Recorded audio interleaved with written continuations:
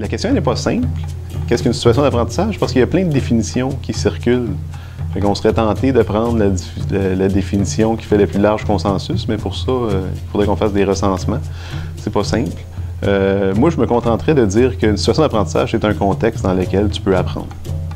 En gros, c'est ça. Quand on parle d'une situation d'évaluation, c'est un contexte où est-ce qu'on va évaluer la progression de tes apprentissages.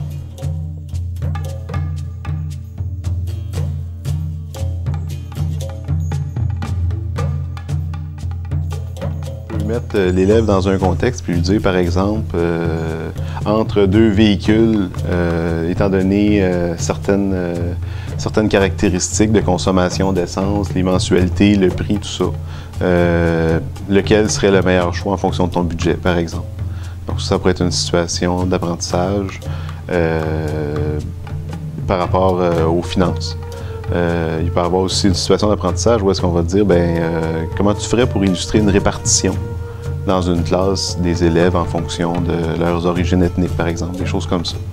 Donc là, à ce moment-là, l'élève va avoir à choisir la meilleure façon de représenter la répartition. Donc, il y a plein de choses en géométrie. Si tu as à fabriquer un meuble, comment tu t'y prendrais pour découper les feuilles de contreplaqué, par exemple, de façon à minimiser les pertes.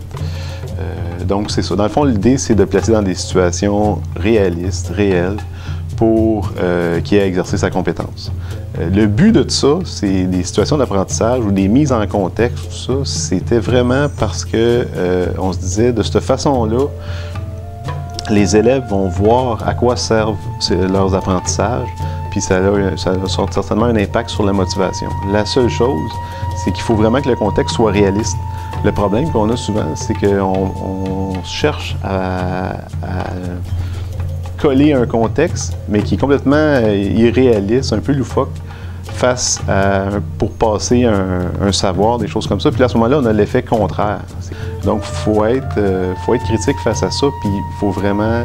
vaut peut-être mieux ne pas donner de contexte quand on trouve rien de signifiant. Bonjour, je m'appelle Daniel Lalande, je suis conseiller pédagogique à la commission scolaire de la Seigneurie des Méniles et je vous présente mon milieu de travail situé au 430 Arthur Sauvé à Saint-Eustache.